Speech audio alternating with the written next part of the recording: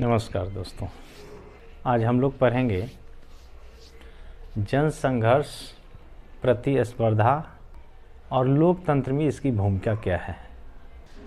जब लोग अपने हितों और अधिकारों के लिए सामूहिक होकर के, एकजुट होकर के आवाज़ उठाते हैं तो इसको हम जन संघर्ष कहते हैं।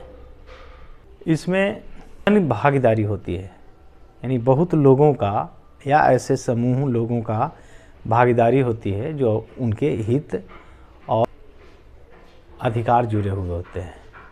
इसके अंतर्गत हड़ताल, जुलूस, प्रदर्शन, सरकार पर या शासक पर अपनी बात को वहाँ तक पहुँचाने के लिए या मनवाने के लिए प्रभावित करते हैं। ऐसे एक्टिविटी को जन संघर्ष कहा जाता है। और उन लोगों में सत्ता में भागीदारी, इसके पीछे सत्ता को प्रभावित करना या उसके भागीदारी सुनिश्चित करना ही जन संघर्ष कहलाता है। कि पूरे विश्व में लोकतंत्र का विकास ही जन संघर्ष से हुआ है। लोकतंत्र का विकास प्रतिस्पर्धा और जन संघर्ष से ही होता है।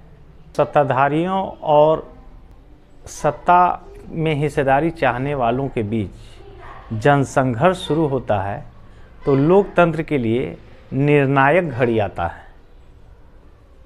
और यही लोकतंत्र को विकास में अहम भूमिका निभाता है। यह देश में लोकतंत्र के मार्गों, रास्ता को आगे बढ़ाती है, आगे ले जाती है। लोकतांत्रिक संघर्ष का समाधान लोगों की बड़े पैमाने पर लामबंदी के सहारे ही संभव होता है।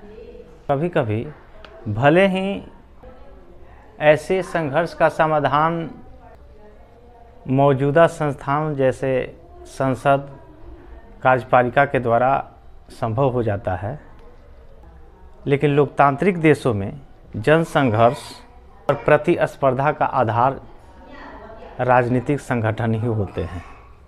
जन संघर्ष में जनता की भागीदारी भले ही स्वतः स्फूर्त हो, लेकिन सार्वजनिक भागीदारी संगठित राजनीतिक द्वारा ही संभव होता है।